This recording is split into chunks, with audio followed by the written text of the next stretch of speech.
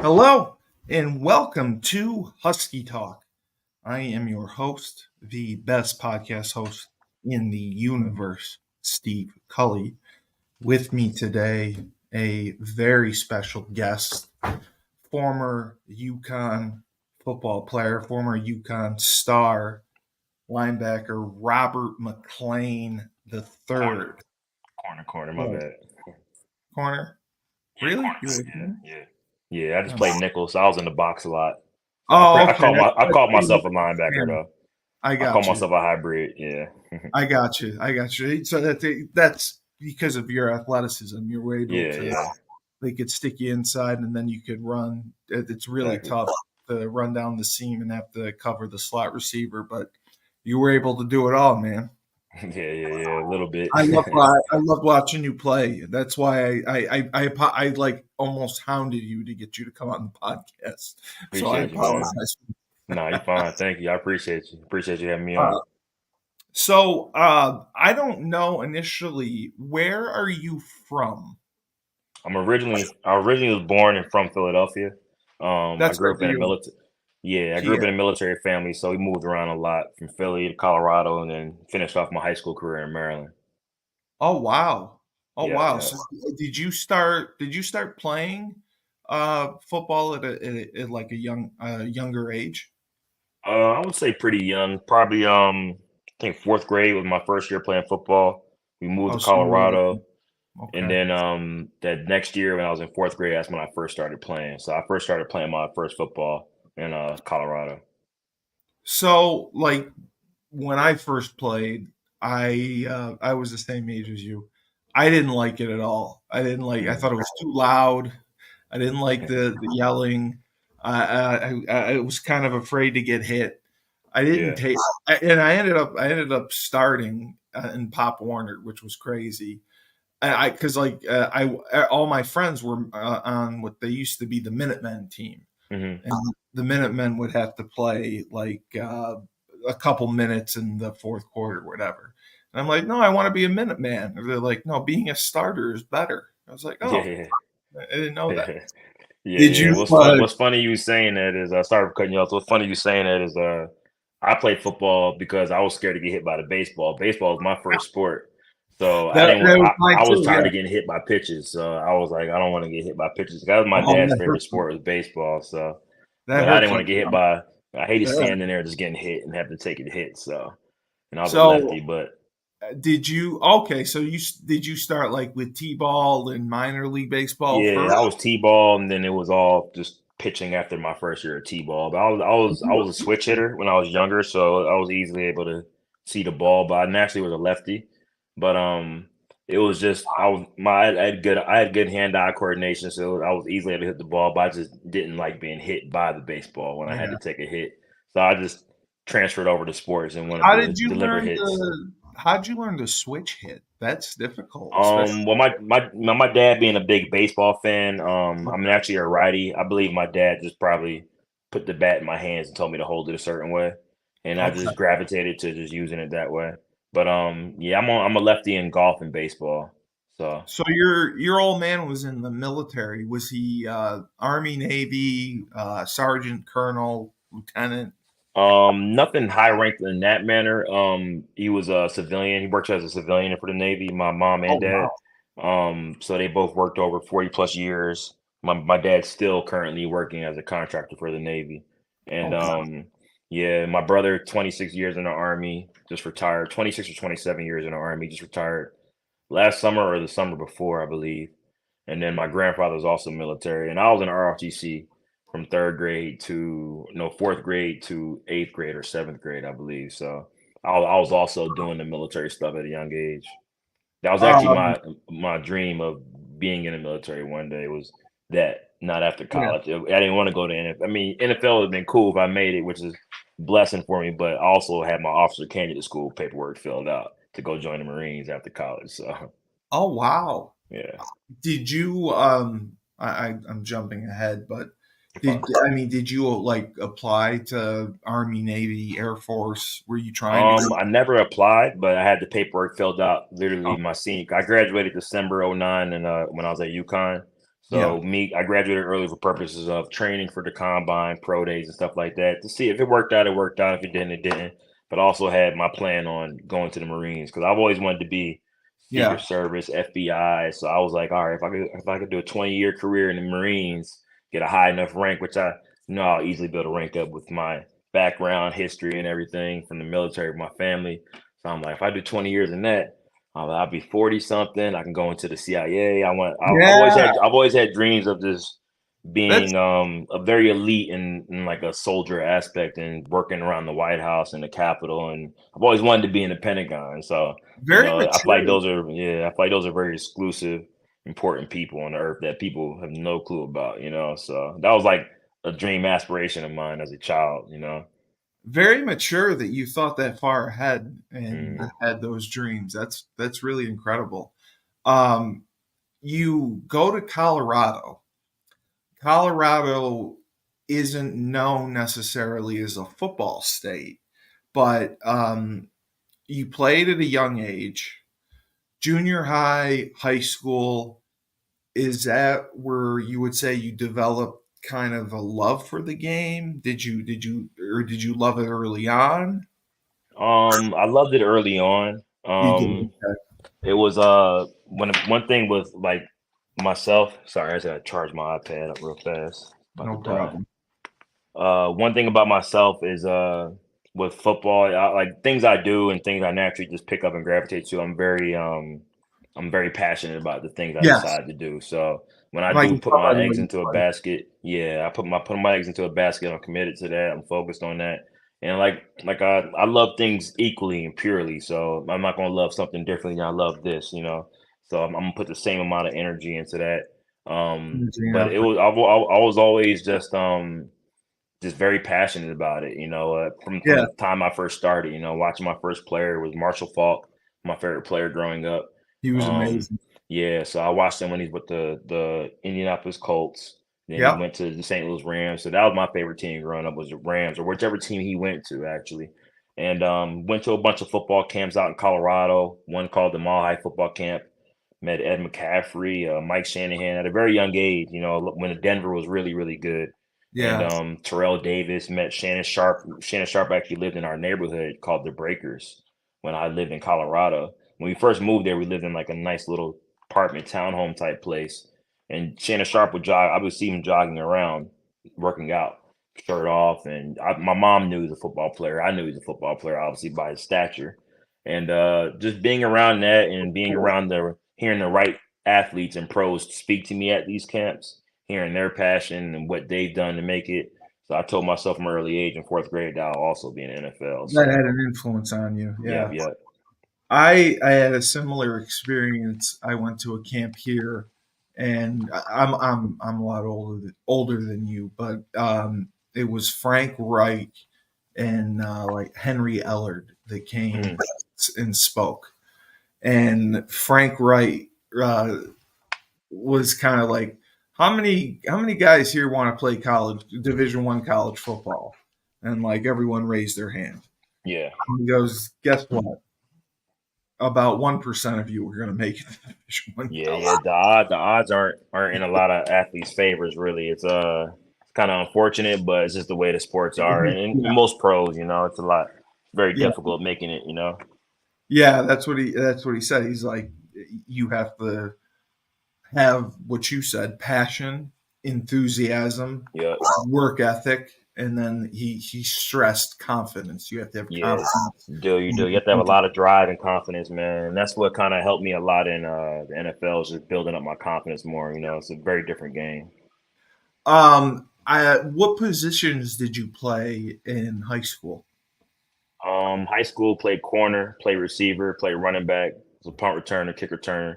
So you just Um, you were just an athlete. You did it yeah, all. yeah, yeah, yeah. Even when I made All State that year in Maryland, I got the All State. It was like I forgot how they worded it, but it was just for athletes. So first team, it was like just for athlete because I had good stats on offense, defense. Yeah, I everyone. had, yeah. So sorry about this. I just got to get this charger on. There we That's go. okay. Wow. Okay, so you played in Maryland as well, high school. You may have muted yourself. Sorry. I got you My back. sorry. Let me my headphone, my iPad's at like 3%. I just don't want to die for the podcast. Let me grab a longer wire real fast. Sorry about Go that. ahead, man. Go ahead, man.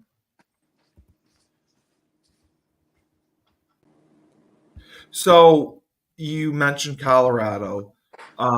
You also played in Maryland as well. Did you play Yeah. for both states? Yeah. So I played Wow. Colorado. Colorado's primarily like my little league career. Okay. Went from we moved after my freshman year. So my freshman year was kind of tough. I went to a high school called Eagle Crest High School. Really nice, really good high school. A lot of guys that went to that high school also played. Not Yeah, a couple of them played professionally, but a lot of the guys I even looked up to there also were good influences for myself. Got into a little trouble my freshman year. It was just not really tough adjusting, but it was just a weird year. My Yeah, that we year all at do. Colorado, really big school and a lot of kids. I'm very quiet and introverted to myself, so it was Would you kind of say good. you're an introvert more? Yeah, I'm very introverted in a lot of ways. I may seem like I'm very extroverted, but I've developed a way of being able to speak to people and relate to people. So interviews have helped me a lot with football as well. Well, Being you able to seem very humble because I've heard in your interviews. You're very humble. Thank you. I appreciate that. Yeah, it's from my mom and dad. They've kind of just made sure I had my blinders on, treated people with respect, and everything. There's a lot of military stuff with myself. Yeah, So I'm sure they grounded you. yeah, Yeah. yeah, yeah. But it wasn't like it was like I was in boot camp every day. No, no, but You they know. taught you to look people in the eye. They taught you to be Exactly. Respect. respectful. Exactly. They So I taught learned you that at a very to young age, and listen to your it coach. was kind of exactly, and it was kind of like a blessing in disguise. Being able to start fresh and move to Maryland. So got there as a sophomore, started on varsity just that corner, and then my coach realized I can do a lot on offense as well. So played a lot more offense my junior year. Then they put me at running back, and didn't know I was just good as a running back. And I've been running back my whole life and a Yeah, receiver my whole I life. figured. Yeah, So it was like my coach was like shocked about certain things, and I'm not one to be like, "Hey, coach, put me here, put me there. I can do this, you I can want. do Yeah, that." Yeah, you I'm just were. gonna go out there and do what I'm supposed to do. So it That's kind of awesome. worked out. I went to Maryland, and I was able to fresh start and go to a high school in which I was able to make a name for myself. So it felt good. Um, how did the team do? I know the years prior to me coming to Patuxent High School in Southern Maryland, a friend of mine named Terry Cully, he was a big name running back. Harry Cully, Yeah, my yeah, yeah. man. So Terry went to my high school as well. He was the only one as well to Oh, he you was DeMatha, right? not Terry went to Patuxent, but Oh, DeMatha was a school that my dad actually was looking up when we were moving to Maryland because it was like a top yeah, high school. So my yeah. dad knew I was going to be a player that to be looked upon as a good player in the state, wherever I state I blocked for went to. Terry So Cully, so you it's- know. yeah. TC, man, good guy, man. I haven't talked to him in a long time. I hope he's doing well and whatnot. He's doing well, and if you do talk to him, just remind him that all his success is owed to Steve Cully. Yeah, man. He's had a crazy career, man. Why? With He did. ACL, He did. and but I'm happy how he persevered, through He things. did. Obviously he probably didn't go where he wanted to go and as far as he wanted to go due to anything that could have happened. But Yeah. I'm just happy that I did have him a part of my life and was able to learn a lot from him as well. Yeah. So Yeah. Amazing that you did. yeah, Uh, so Patuxent was a good school for me. I've learned a lot there and had a good successful career after high school. I forgot because he ended up. I think he ended up missing 2 years because of that knee injury, right? Yeah. Well, he hurt that knee. I forgot what happened after Oh, going into his it was sophomore career. '03. He earned it. Yeah, because I was only there with them his senior year, so I was there with them only Right. 1 year. So, Okay. and then Donald Brown was coming onto the scene, and we Andre had a Dick. lot. We had a lot of running backs, and I was a running back as well when I got recruited there. So I'm also Oh, a they fourth or fifth recruited running back. you as a Yeah, I was a running. running back, and then they moved me to corner my freshman year because of the guys got kicked off the team after the USF game. So Right. then I went back to Ah, defense. I went back to that's offense. right. The Yeah. USF game. I forgot about that. The guys that Yeah. I got brought remember all of into it, the man. I remember hotel. all of it. Exactly. It was the guys left the hotel, and the thing is, what's funny is I I'm a forgot. freshman, and me and Terrence Jeffers were just standing out in the lobby and just walked outside to the front part. But you're not allowed to walk out No, premises. no, You can get some no. fresh Randy would air. shoot you. Yeah, you can get some fresh air, but you can't go like down the blocks in Yeah, college. yeah. So I seen the older guys, and I was like, nah, I don't feel like I need to be. We need to be You doing must that. have been shocked. So Yeah, you yeah, were a witness to it. You must have yeah. been shocked seeing him Yeah, I walk didn't down the tell her block. anything. I mean, they were going to be seen anyways. Staff all over the hotel, so Yeah, it's they're like, everywhere. yeah. But I believe they got caught with like beer or whatever it was, Yeah, prior I to know. the It's game. hilarious. I remember reading the story. Yeah, yeah. So I'm a running back at that time on the P squad, kind of like running back. I'm the scout team running back against the defense. Did So you redshirt? yeah, I was a red shirt at Okay. first, and then they took my red shirt halfway through the season or whenever that game was, due to the guys not having enough Oh, corners. they So needed you. yeah, Okay. they needed me on defense and as an extra guy. And they knew I played both sides of the ball, so they knew it wasn't going to be a hard transition for me. And long story short, after that season, I went back to offense because I was like, I want to play run, I want to touch the ball. And I was actually the leading rusher. I was leading rusher that Yeah, spring game in 2000, going into my sophomore year, whatever after Terry's senior year. I think I yeah. had like 113 yards rushing off of like 10 carries or something. But it was like then I went back to defense because Darius Butler persuaded me to go back to corner to where I can get reps and play more. He kind of gave me the perspective of like, hey man, you got Andre, you got Donald Brown. They're kind of going to use me as a third down back, and I'm like, man, Yeah, I want to be able to touch the ball. I want to be you're able gonna to. fight for I know what I carries. can do, man. I'm like, it's going to be tough with how our offenses are ran there. One primary guy is going to get the ball mostly, so.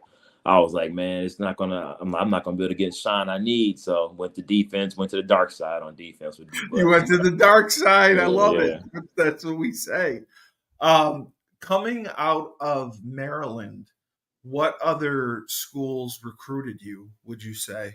All the big name colleges on the East Coast for the most part. Okay. Schools I was looking at were primarily Nike. I like Nike in high school for some reason. I wanted to go to a school that was You know Nike. what? They are by far the best. I Yeah, the say. University of Miami was my favorite team growing up. So I knew myself. I was like, it probably wouldn't be a good fit for me down there, even though I knew I was a good enough athlete to send tape down there and possibly get a scholarship.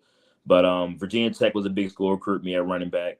But they had two freshman All Americans, Yeah, and running back's so tough now. yeah, yeah, yeah. So it was but run. I wanted to touch the ball. I knew that was one thing I was able to do was be able to be effective with the ball runner. But UNC was a primary school, but the reason I didn't go there was because one of my other friends in my conference in high school went there at corner. So I'm like, Dad, they picked him up before me, or he decided to go there before me, even though I've made all state over him in a corner. So I'm like, so I kind of got my feelings on certain schools. Where I Yeah, was like, you're getting frustrated. yeah, Yeah. yeah, yeah, yeah. I'm like, man, I know I'm better than a lot of players that they're recruiting, and that they seem as a 4-star. I was a 2-star recruit. But I had scholarships. I had over like 100 something scholar. I They had only scholarships had everywhere. you as a 2-star? Yeah, yeah, and I almost broke the high school national record for Rivals are returns in the idiots. season. Yeah, I know. That's why I was like, man, I wasn't like popularized putting my film out there a lot. You have to do that at an early age to really get your Correct. name out there. And Correct. Yeah, you I do. stayed to myself. My coach did a great job sending stuff out for me for Oh, recruiting. good. So I got found on the scene after I ran a 4.38 at the Penn State Nike Combine. So Yeah, that was my everybody's eyes like blew wow. on me. Yeah, You ran so a 4.38. yeah, I ran a 4.38 coming out of my junior year. The Penn State Nike Combine was junior year. Electric or handheld? Electric. It was electric. 'Cause it was all Penn State Oh Nike my stuff, god. and it was I remember like it was yesterday because my coach actually ran some of the stuff up there. Like my high school head coach ran some of the events up there, but all the colleges were up there. You know how the combines are for the Nike Yeah, Combine. yeah, yeah. So it was good because after I ran that 4.38, it was like I was Oh, on yeah. everybody's No, radar. They're no, like, who's no. this guy? And I had good film, No. caught the Yeah. ball, blocked. I was a good tackler. So scholarships started coming out of everywhere. Kent State was my first scholarship. No, Delaware was my first scholarship. JMU recruited me highly. They just won the national championship the year Yeah. before. So that was a school I was looking into because they And wanted they me to moved play up. both sides. Yeah, they did move up. So I wanted to go to that school because they were going to allow me to play both sides. So it was a lot of decisions I had to make because I only took 3 visits. So You you actually, if you had the opportunity, you would have played both sides, both I ways? wouldn't have minded. Yeah, because I don't feel like I get tired during the games like that. It's a lot of stop and go in Yeah. football, and it was I love being just on the field. Like I just love being on the field. I love tackling. I love just being Special out there teams, for. all that. Yeah, I love just helping my team win. I want to Yeah, be. I want to affect the game. right. And Kent State also wanted me to play like both sides. And I think I forgot who went up there as a big name. Maybe Edelman. I don't know. I forgot where Julian Edelman went, but he may have went to Kent State. But there's another guy, Usama Young, that played corner there. That was on my recruiting visit. But both sides of the ball was like intriguing to me, and or just at least touching the ball some way somehow. That's why I was very excited when, not excited when everything happened my senior year with Jasper passing, but me and Jasper were returning. We were both returning Correct. my senior year when he was a junior, and when he passed, I primarily took on a return role. But Yeah. I've always wanted to be like back there returning the ball, helping the team return the balls and whatnot. Because I like touching. Everybody likes touching the ball, So Yeah. Yeah. No, I hear you. So you visited Kent State, obviously UConn, right? yep, and JMU, yeah, And just JMU. three. Yep, Those just three those are visits. your three choices. Okay. hmm So what sold you on UConn? Just the atmosphere. I wasn't really forced. I didn't have to be forced to go out. It was in January, so it was cold. Everyone I like the says that. cold. Yeah, Everyone says that. yeah. I like the cold, and I like snow. And it snowed my last day when You we are oh, about to you leave. like it. Yeah, I love snow, man. It's like a clean feeling, man. You're the Nobody's first one that outside. said that. They Yeah, like it. nobody's outside like that. I want to worry about bad drivers because most of the time people just try to stay home. So, but I feel like when it rains, I've always played really good games when it's rained, and for when bad weather happens, I feel like it's like a good omen for myself. So, Okay. when it snowed my last day before we were leaving, like right during breakfast, you could see flurries just coming down on campus, and we were at that hotel on campus, and I just remember being like, yeah, this is the school I want to go to. Terry Cully helped as well, being there. Dennis Brown, he was my person I was following around. He was the He's person the that was quarterback. helping me for recruiting. Yep, Dino.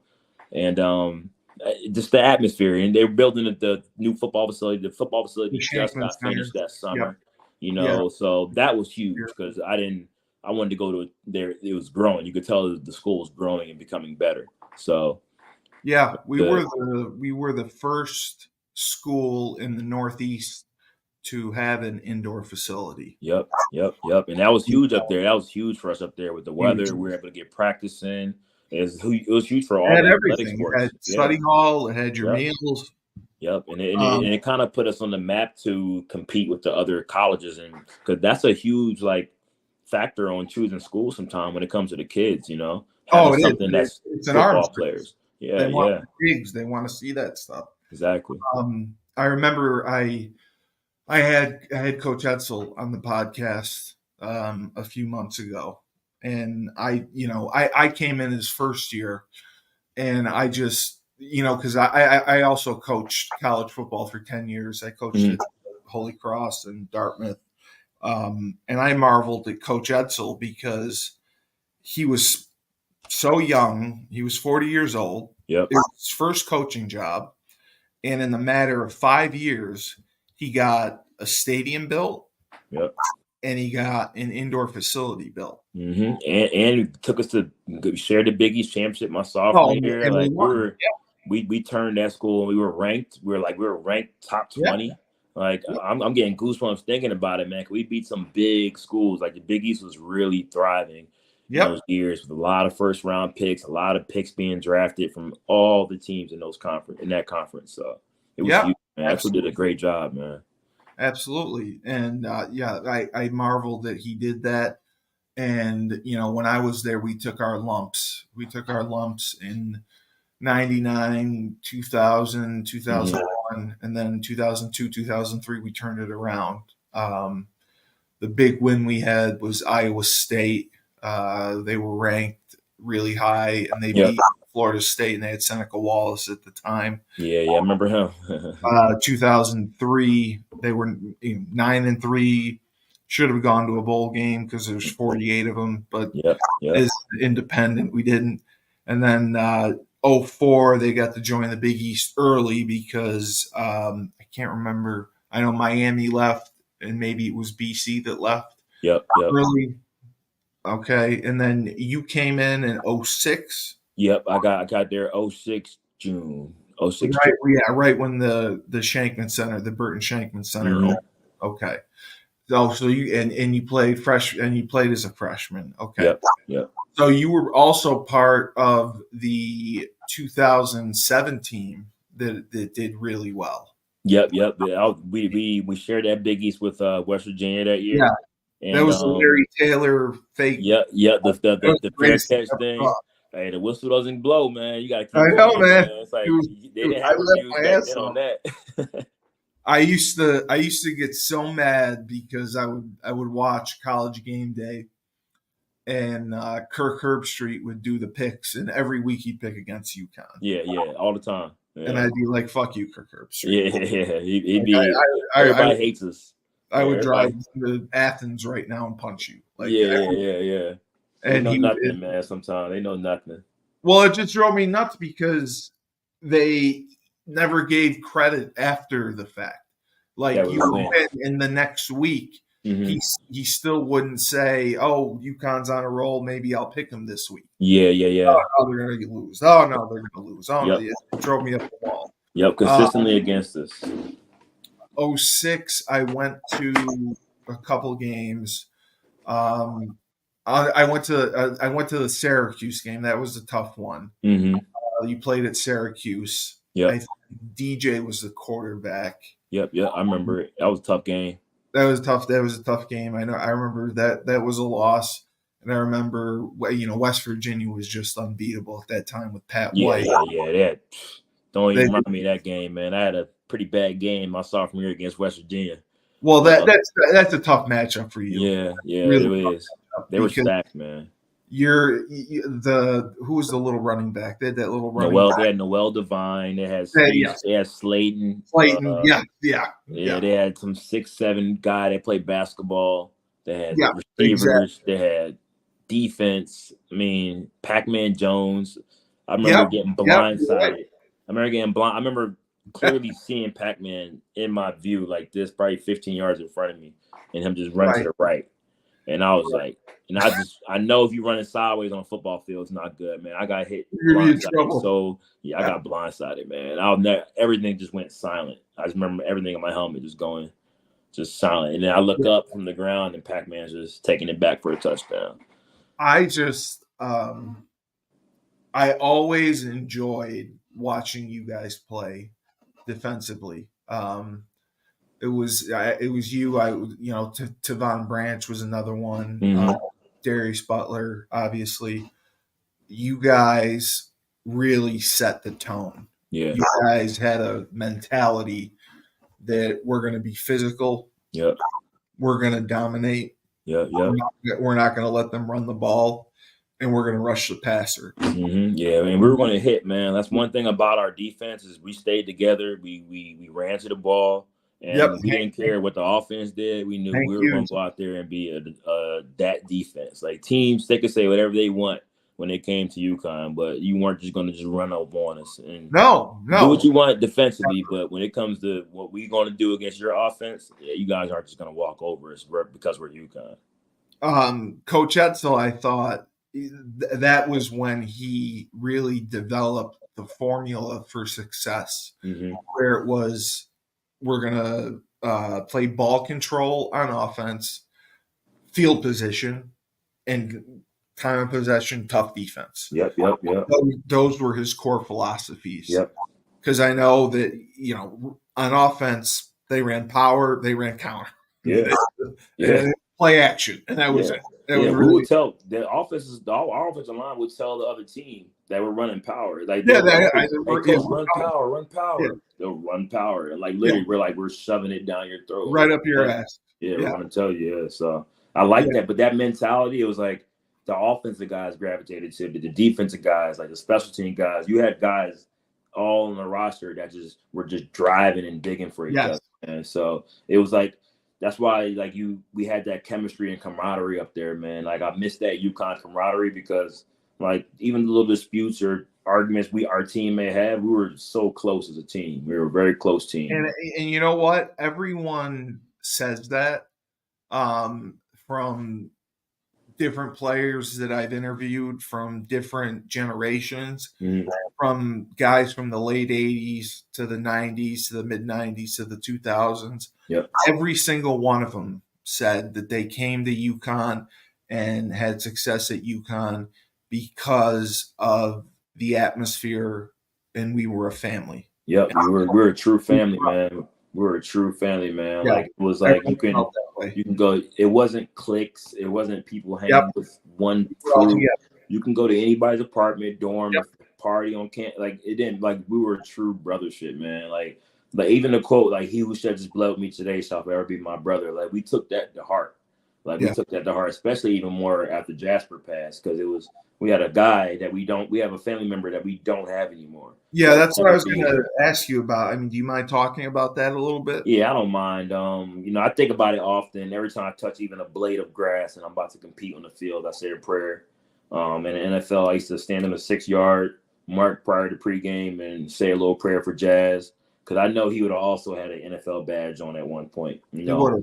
He He would was have. small guy, but his heart, man, like if you look at Jazz and out without pads and walking down the street, you have never thought he was playing that much bigger than his size, weight, and with that much heart. Do you It just shows you how much want if you want something, then how you can get it regardless of weight and height. So do you remember exactly where you were when you got the news? yeah, I remember everything like it was yesterday, man. It was so that weekend, prior to the game, Jasper brought my car to pick up his girlfriend at the Oh my airport. God, really? Yeah, to pick up his girlfriend at the airport, who was pregnant with his first child. And Right.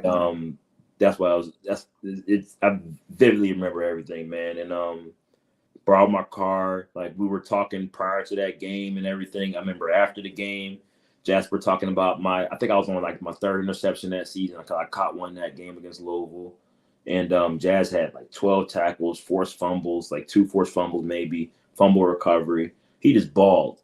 But our whole defense balled that game against Louisville.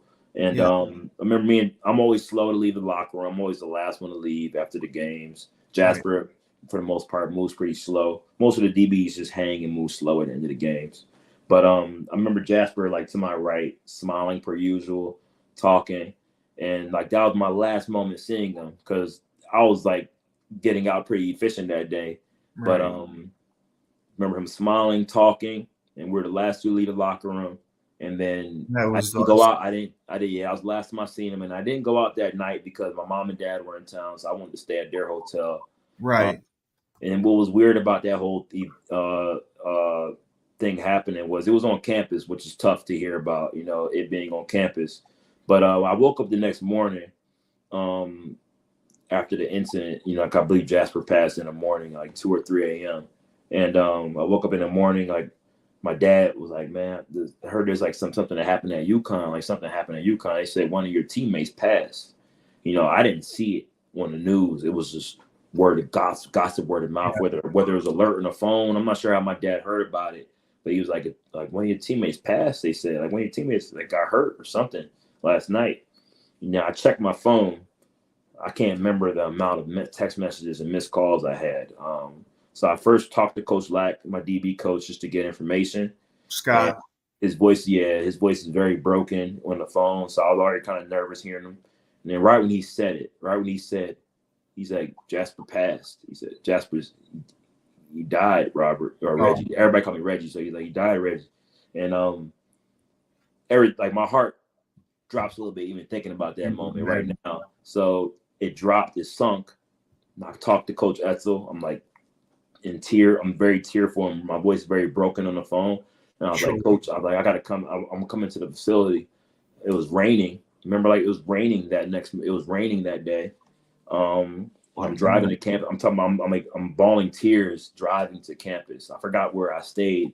My mom and dad's hotel wasn't too far from the rent, but probably like 25-minute drive to campus. I cried right that entire drive. I was in my coach's arms, was crying in his arms. And it was tough for us to win a game that season, even after that, because we lost all the games we lost that year totaled up to 12 points. I We remember. lost to UNC by safety in the end of the game, and it was like it was tough even getting a win for Jazz after he passed. We lost to Rutgers on like a last play. We lost to some good teams like by minimal points. So and then when we got that first win in Notre Dame, it just felt like a weight was uplifted from us. Like because we were determined to get a win for Jazz. Like even the West Virginia game that year, my senior year, we should have beat them. It was just tough games that year in which we just couldn't get over You the hump. always battled. You always Yeah. competed. Yeah, we did, and we always competed, and we had to rely on like a lot of young guys who stepped up. You did. Bleedy Ray, Dwayne Gratz. When Jasper passed, they had a bigger role on defense. I had to move into the box on nickel. That was because nobody else could play Correct. nickel. I played nickel, so Yes. played left corner. I played the field corner, Jesus. and then Bleedy would be the boundary corner or Gratz, depending on who's starting that week. And then I'll move into the box and have to make sure I communicate good to the two freshman corners that have to step up and make plays for our team, and they did. Like they made a lot of plays that year. Like I pride them in their perseverance that my senior year because it's tough losing a teammate that being that close to, and not having that laughter and smile around the locker room anymore. It was really hard that season, man. And I drew a tattoo that year that we all got that bye week of the season prior to Notre Dame. Me, Kashif, Demetrius Wiley, Parker, David Parker. We all went to Jersey where Kashif lives. We all got a tattoo on our ribs just for him that I drew up. I mean, that same week that Jasper passed. So it was it was so tough, man. It's because you're so close to somebody, you talk to them every day, and now you don't have that person. So it makes you realize how thankful and blessed you have to be for your blessings and the people you have in your life. You never know. You really never know anymore. So I appreciate you sharing that. no problem. Can you talk a little bit about the Notre Dame game? Because that was just a defining moment, and it just felt like a weight lifted off your shoulders. It felt like there was nothing more special than that win. Yeah, man, it was. I remember Coach Ethel just telling us pretty much how, like, this is gonna be like I said, we were trying to get over the hump, and it was important. Like I feel like we matched up good against Notre Dame. Even with Jimmy Clausen, who got drafted to Carolina. I was in Carolina. We both got drafted there, so Correct. It's seeing him. But even the weapons they had, we felt like we matched up with any team we played that season. So it was just about getting that big win on primetime TV and getting Charlie Weiss fired, and it was like we stuck together and we fought every loss we took that season. And it was just that this time we were able to fight longer and harder than Notre Dame. And we pulled, man. That win was win by the team. Like every single person contributed. Jordan with Jay was our running back at that time. Todman. Yeah, Todman, Georgetown. I don't know why I was about to say Todman, but JT, his returns, his running game, Andre, his touchdown. Yeah, like Marcus Easley had a bunch of big catches. I had a bunch of big returns. I had a forced fumble. Like in there and on as they were trying to run in the ball to score, like and then Greg Lloyd had the big hit, knocked the guy's helmet off. There were just huge plays that just would shift the momentum, and show people like, all right, we're not done. Like, and we kept them to 20-something points in the fourth still. So like it was it's not like these 53, 50, 60 point score games now like nowadays. Like we played good defense on them. Took them to double overtime, and it was a fight to the end. And once we seen that perseverance that our team could have, like we knew the sky was the limit. Like we were like, let's beat these teams, let's get these wins, get to this bowl game for Jazz. So it was important for us, man. That game was huge. I remember that so vividly, and just as an alum, it was one of the proudest moments I had. Yep. Seeing that, because number one, I hate Notre Dame. Yep. Number two, because they think they invented football. Mm-hmm. And number three, they took UConn lightly. They did. Yeah, they really did. They were just kind of like, whatever, it's UConn. Yeah, so. Yeah, we don't care. Yep. And then you guys came out and you beat the hell out of them. Yep. You were more physical than them. You hit them. You ran the ball on them. You knocked the shit out of them. Yep. And that field was horrible, man. Yeah, and that field was horrible. Like I had to wear 7 studs because the field was just that beaten up. Like everybody says, if you play at Notre Dame, the grass is not good. Awful. Yeah, the grass is not. I don't know if they have turf now. I don't really watch college football like that anymore.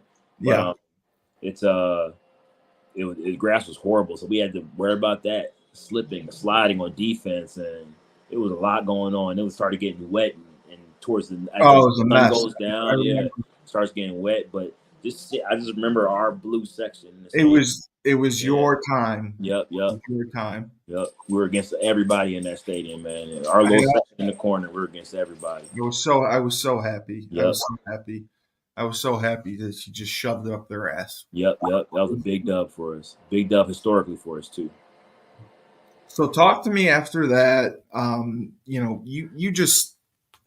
You had a legendary, spectacular career at UConn. I mean, you were a difference maker. You were a playmaker, tremendous athlete who could do it all. Now you have aspirations to go to the NFL. Talk to me about that process. Did you get an agent right away? Did you go and train right away? Did you have an idea of where you were going to get picked or selected?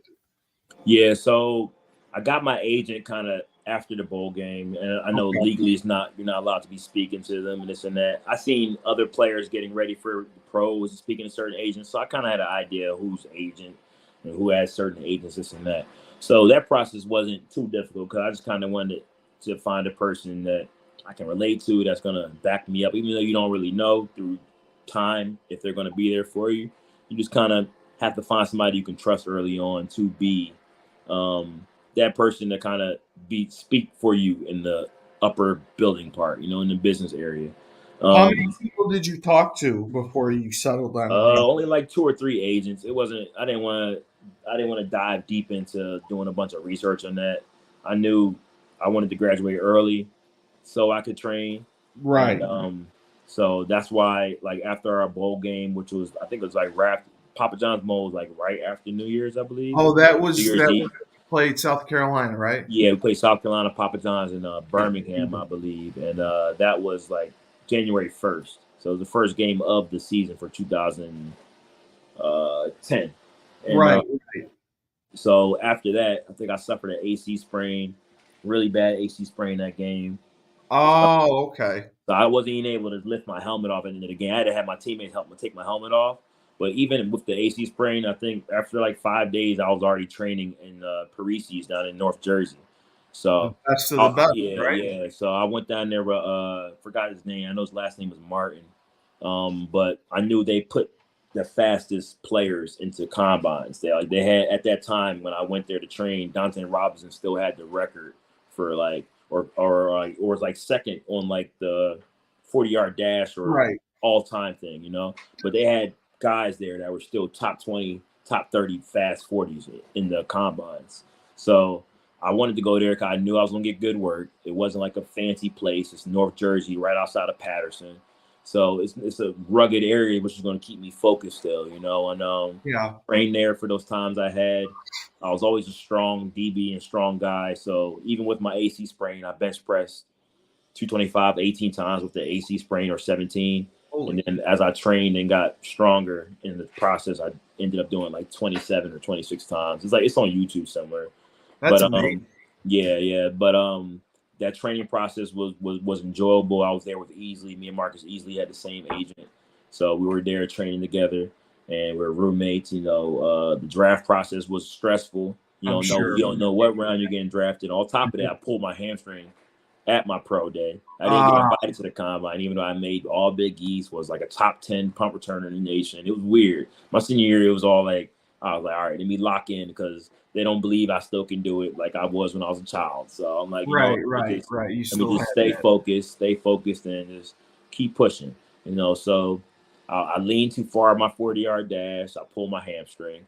I still ran like a 4.39, but It was short shuttle and I wasn't able to do anything else after that because I pulled it. I pulled it after the 40, and after the 40, you do the drills and everything else, like own stuff. Yeah. So, which I know I was going to kill because I like that stuff's simple that's what you do. Yeah, it's just technique and doing certain things. So I wouldn't have gotten drafted 7th round. I probably would have been a 3rd round, 4th round pick if I finished off that combine. Because everything I did, punt return, catching the ball, tackling, my film, I had a good film. So.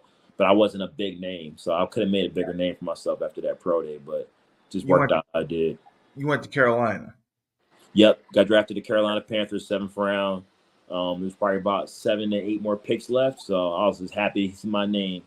And what was that experience? You must have been thrilled. Yeah, it was good, man. Because obviously I'm not watching the first day. I'm not watching really the second day. You knew, yeah. So I'm just kind of waiting on my phone, But that's the stressful thing, You dream about making it to the NFL, and literally I just want to see my name. That's it. I just want to hear my name or just get that call. And I remember seeing the call, seeing North Carolina, and it was I answered the call. My hamstring's still a little injured. But literally, right after I got off the call, my dad was just smiling. My mom was smiling, happy, and we just said we all gave each other a big hug. And my dad said a prayer, just being thankful for just the opportunity. Cause that was a dream of mine. Like I told everybody, I was going to play in the NFL, and I made true to my word. In my dreams and my thoughts and visions. And it was right after we said that prayer, I went to go work out. Like I went to go back to cause my coach, they said on the phone, they're like, "Are you gonna be ready for OTAs and mini camps?" And stuff like that. I was like, "Oh yeah." I was like, "I'm gonna be ready. I'm gonna be ready." So I wasn't ready the first day. Second day I was. Yeah. So you were always in shape and strong. And Yep. So even my rookie year, it was tough because we only won 2 games. So I had to figure that out on why guys they're getting rid of guys. And during the year, did you play? Yeah, I played my whole rookie season. I was never, after my rookie season, I lost my practice squad eligibility because I played all 16 games. There wasn't one game I didn't suit up for. Yeah, I played all 16 games on special. If you played, then you couldn't go on you couldn't go on a practice squad. Yeah, I got too many reps. I had too many reps that season. I was active for too many games. So back before the lockout, it was all that was the process for it all after the lockout. I know they changed it now. They extended it. So now you can play games and get P squad eligibility. Right. And what was messed up is that I go from a 2-win season, then we fire our head coach John Fox, who drafted me, and now we have Coach Rivera there who picked me back up later. But I also wasn't as crisp of a corner as I was my rookie year to when they signed me back to when I was on the Super Bowl team.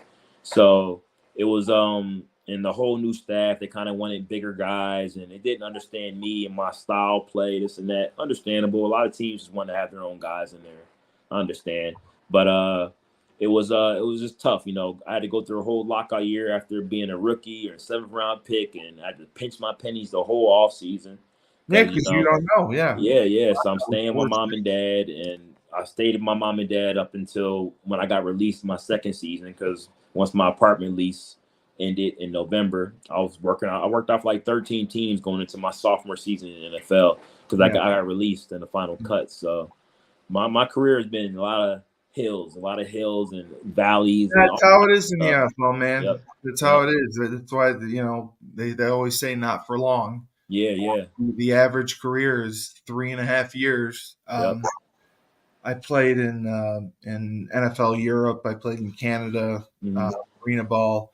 I went to some camps, but I never played in the NFL. So just having that experience and the fact that you made it, that is so special. Yeah, thank you. And I've always wanted to make sure I got past that algorithm of being one of those stats of the guys that averaged the 3.5 years. My goal was always 10 years, but I'm like, I don't want to be that stat. Right. Where I just make it to the minimum or make it to the average. I want to be past that average. I want to make it 10 years. I played 8, but they only counted 7 due to technicalities. But that's amazing. Played 8 strong seasons, man. And you were in Super Bowl? Yeah, made it to a Super Bowl, won an NFC championship, played in 2 NFC championships. And it was when when I think about my career, I'm thankful for it, man. I learned a lot. You should obviously. be. I'm very thankful for it, and just the knowledge I have now. Like I've always, You earned it. my dad's been bugging me about being a coach. I'm just not ready to coach yet. Even though I know I would be a good coach. I love kids. I love teaching. I do teach art. Coaching, you have to have patience. Yeah, and I have tons of that. I have tons You of that do. I can being see a fine you're artist. a guy. Yeah. So, and I'm very knowledgeable about things. I know how to put things in perspectives that Well, people you can understand. you played everywhere, so Yep. you know offense, you know defense, you know special teams. Yeah. I was a Probably student. coach any position and be fine. Yeah. I knew what the linebacker had to do. I knew why this D linebacker was in this gap, and I knew why this guy's in this gap has to do this job. And I know how to study formation from this side to what the safety's doing. I knew every position on the field, literally, even the safeties. I knew what their jobs were in case they had to put me there. And all the coverages. I can't even imagine. I knew every single one of them. So, once you stopped playing, was that a decision that you made yourself, or was kind of made because you didn't get picked up? Kind of both. I didn't get picked up. 2018. I was a free agent, and it was once your ID shows you're 30 in the NFL. Yeah, it changes everything. Yeah, they pretty much see you as an expired product now. You're pretty much old spoiled milk. So it was like I knew I could still run this and that. They do all these X-rays, MRIs on your knees. Time and go through.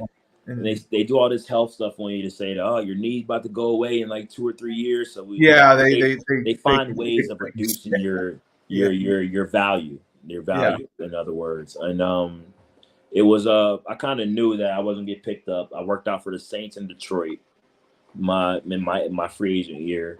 I don't like the Saints. I just don't. Being in the NFC South my entire career, you just learn not to like the Saints. Yeah, they're your rival. Yeah. Of course. So I worked out for them, and I was like, man, this doesn't even feel right wanting to be here to just get signed for this team. I did a good workout and everything, but my hamstring was pulled.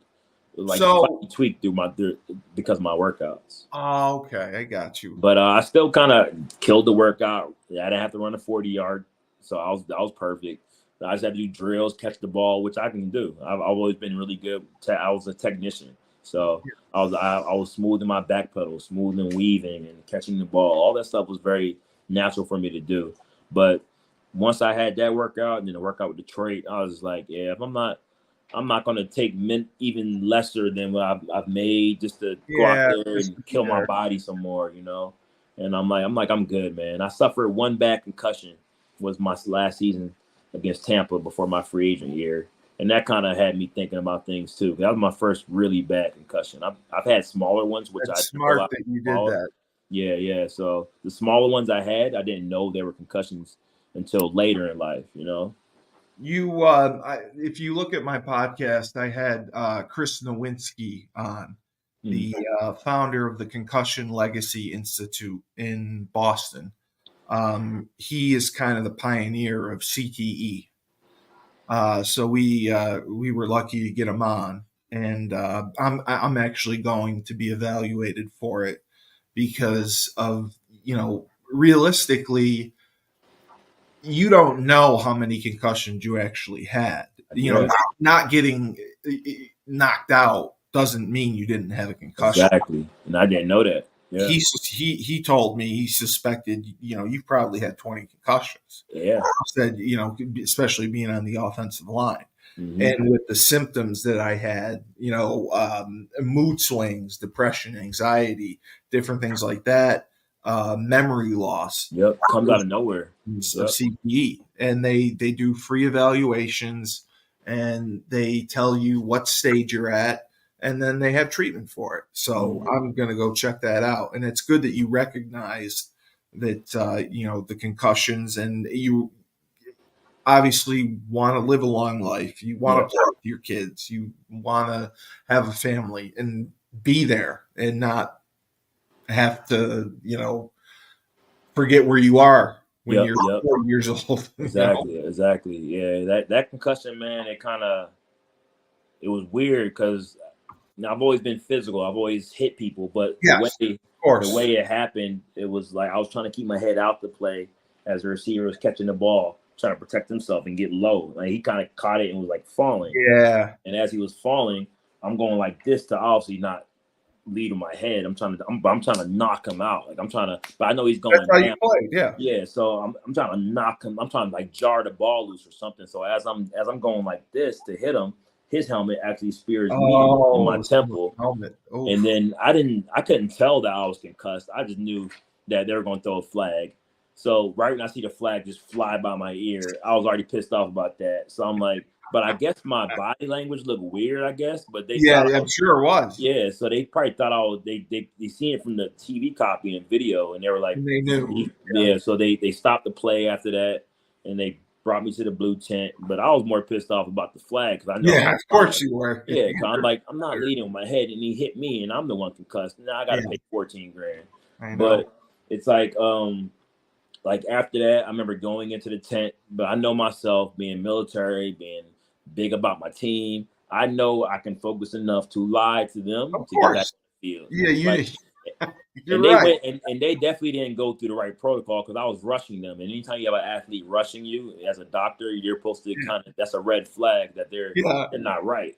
You know, I was like, hey man, like they're like, what's the date? And I'm like, Sunday. They're like, no, the actual date. I'm like, who knows the date anymore? I'm like, who actually knows the date? You just go about the days sometime in a week. So I'm the same way. I would know. I don't know the date today. Yeah, unless I look at it, I'm like, all right, my phone just reminded me I can remember that number. I know the date. But I'm like, who knows that? So I'm kind of saying certain things. They're like, what's your name or this and that? What's the day and what time the game start? Easy, 1 o'clock game. For the most part, everybody starts 1 o'clock. So questions they were asking, I'm like, yeah, I got cleared. Oh, so they let you go back in. But when I went back in the game, you know, we were back on defense and I was on the nub tight end and it was a simple call, like a cover 2 call, like a quarters call. I just know you were backside. I got you. I'm backside. I pretty much have the flats. I didn't even know but I didn't know the call. I didn't know what the call was. I didn't know my role. So my friend helped me. My friend knew I was messed up. My good friend Justin Evans, and I was like, hey man, I don't know anything right now. You got to help me keep playing. Next play, made a good TFL on LaShawn McCoy, and I just started rhythmically I was just functioning. Like so my you body played the whole game. I finished the whole game, and I got back in like halfway through the third, and I don't remember. I didn't remember the game. I didn't remember showering. I didn't remember getting on the bus to head to the airport. All I remember is like a flash, and I was walking on the plane. Yeah. But I remember after the game, I was frustrated because we lost the game due to a last-minute drive on offense. Usual. So I knew I was pissed off about that, but I felt myself yelling, walking into the locker room, and then just remember walking on the plane. And then even on the plane, my teammates were telling me that I was asking them the same question 4 or 5 times. I've done that too. Yeah. Yeah. So I was like, yeah, I'm messed up, man. I'm like, this is kind of messed up. And it took me a while to get cleared. Not really a while, but I never missed a game in my football careers. No, that's the worst. Injury. I never missed a game ever. I've never been injured. I've never been on the injury report where I missed a game because of an injury. Yeah. My entire career, I've always been healthy. And this was the first game in my entire football career that I didn't play in because of an injury. And, it was kind of messed up, man, because I passed my protocol Saturday, so it wasn't early enough for me to get the game in on Sunday. So like for me,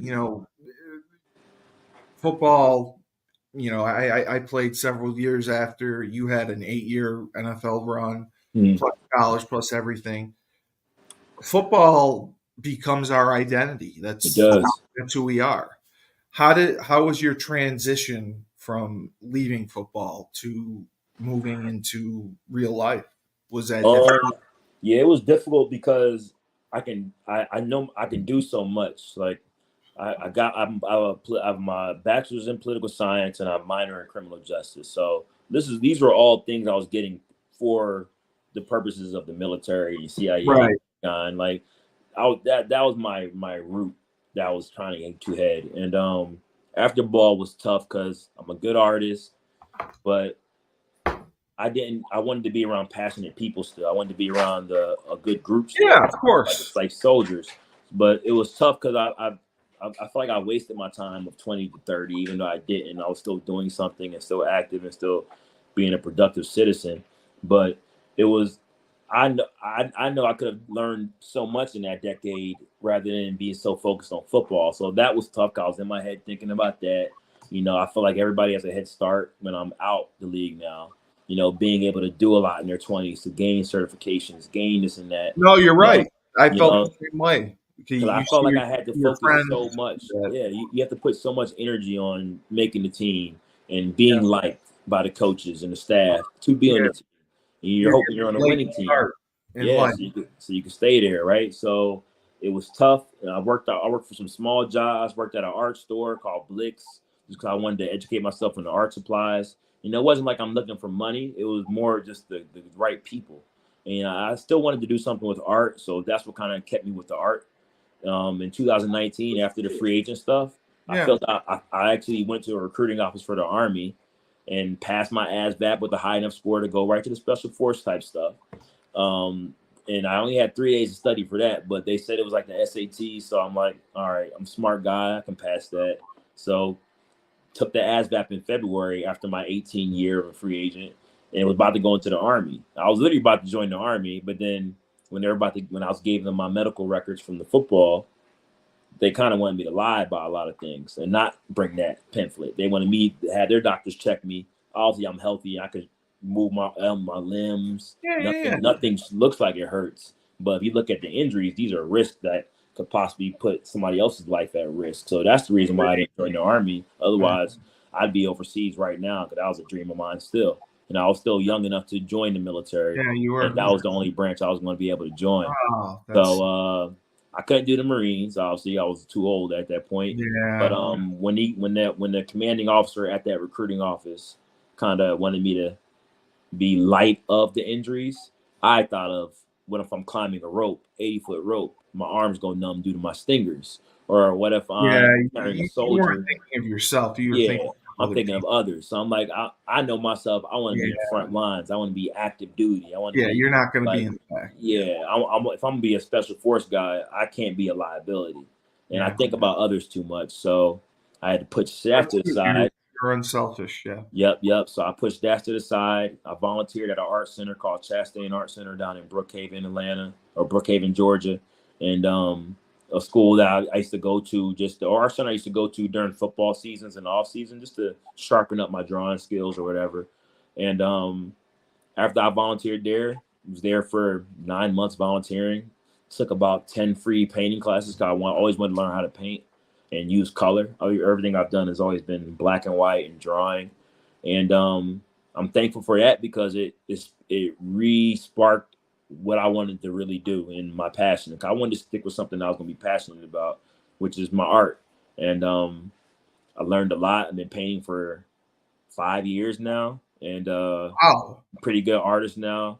I mean, I've been drawing since 3rd grade, but I want to be that artist in Atlanta. I want to be well known in Atlanta. I want to be well known worldwide, or at least this country when it comes to art. Yeah, it's tough just because I don't want to use NFL, but I'm trying to use them more now. You have to. It's kind of based off a lot of people's criticisms of art. It's kind of tough. Do you? I didn't know. Did you get married? Do you have kids? Anything? No. I have a girlfriend. I plan on marrying her for sure. I plan on that's I'm very happy and blessed to have truly found like somebody I'm happy with. I'm very thankful and blessed for her, man. Yeah, she makes me very happy, and so being in the NFL. Say again. You go by Reggie? Yeah, I go by Reggie, Bob. Okay, I Bobby, apologize. Mac, Rob. No, you're fine. You can call me as Rob, Bobby, Mac, Reggie. When I hear Reggie, I just know it's UConn. Okay, I know it's a UConn friend. Gotcha. So, how long have you all been together? Been a year now. A year and some change. Wow. Yeah. But it's kind of football and NFL is kind of I'm isolated a lot, and I don't know who to trust sometimes. Even after football, it's tough to figure out who to trust. It is. But how we met and things and how it worked out for us. She's beautiful woman, very attractive, very caring, like very respectful, beautiful family, and so like I have big things. Well, that matches because you seem like you have a phenomenal family. And yeah. Thank you. They raised you the right way. Yeah, and herself as well. Like she's you guys beautiful family. Yeah, we match really good, man. We have our differences as every couple does, but with those differences, make you a good puzzle piece. So. Do you have a website or anything like where people can see your artwork or right now I just use my Instagram, primarily my Instagram, because it's easy. Like people just like quick stuff. I feel like if I do a website right now, I just haven't figured out how I properly want to set it up. Because I want to have the right designers, and I want to be able to have like a shopping cart on there to have prints sold or originals sold. It's I can help you with that. So I'm like, I want to get that made. But you've sold. I mean, have you sold art on Instagram? Has that worked? Yeah. People will contact me on Instagram, and I'll do custom pieces or whatnot, and it works out. But I just need to keep figuring out ways of branching it out, because nobody knows like how good I really am in painting. I haven't put my stuff into galleries yet. That's what this podcast is. Yeah, podcast. We've grown to 160,000 listeners per episode. Yeah. So we'll put your Instagram in the show notes. Yeah, I would love that, man, because I'm like, people that'll get you some traffic. Yeah, that'll get me traffic. Yeah, I need that, man. Have you done anything else for marketing? Have you marketed yourself anywhere else? Nah, like besides Instagram, and that's pretty much it. Like for me, I'm the creator. I like to just focus on the creative part. But you have the inventory. I have tons of inventory. Like I have paintings all over the house. I'm tired of looking at them. I just want to get rid of them and put them in somebody's home that appreciates them now. And that's something that I can help you with for sure. Yeah, appreciate that, man. Because it's like it's tough, because like I'm in the beginning stages of it all, business wise, with the art. I know I have to get a website. Like that's probably the first thing I need to do. And I've been painting for a really long time. I told my girlfriend I'll do it in August. I haven't yet, so I'm just going to push that to September, to like Fiverr or something, just to get something at least going. Because it's going to be your business. It's your baby. Exactly, it is. So we have the biggest thing, especially because I just started this, and the biggest thing is awareness, raising awareness, getting it out there, and getting your name out there, and that's something that we can do. So we'll definitely work on helping to spread the word about your art and get more traffic to you. Appreciate you. And then I'll talk with you about the website piece. But thank you. I just wanted to thank you for coming on Husky Talk. I always respected you as a player. I enjoyed watching you. I just thought you were a difference maker. Like you said, you played with speed, you played with passion, you were physical, you hit people, and you were just a dynamic athlete and could do it all. I mean, thank you. And there's very few people that have that special talent and ability like you. So I admire that, and that's why I had wanted to have you on the show, because I just, like I said, I was a fan. I was a fan of your work. I was a fan because we needed guys making it to the NFL, and you were one of them. And to have an 8 career, God bless you. Thank you. It means a lot to me, man. Because sometimes I'm like, man, where did I mess up at? Man? You didn't, man. You didn't. You went farther than 90% of people go with football. Thank you. I mean, you had a tremendous high school career. You got even better in college, and then NFL, 8 years, and you NFC championships, Super Bowls. You experience things that others don't. And you go because you have an incredible work ethic, you have confidence, you believe in yourself, and you always play at 100% full speed. Thank you, Mr. Cully. I appreciate that. So, Robert/Reggie Mcclain the third, thank you for being on Husky Talk. We appreciate you, and I will make sure to list your Instagram in our notes. I'm Steve Cully, best podcast host in the universe. Remember, when life gives you lemons, don't make lemonade. Take 2 oranges.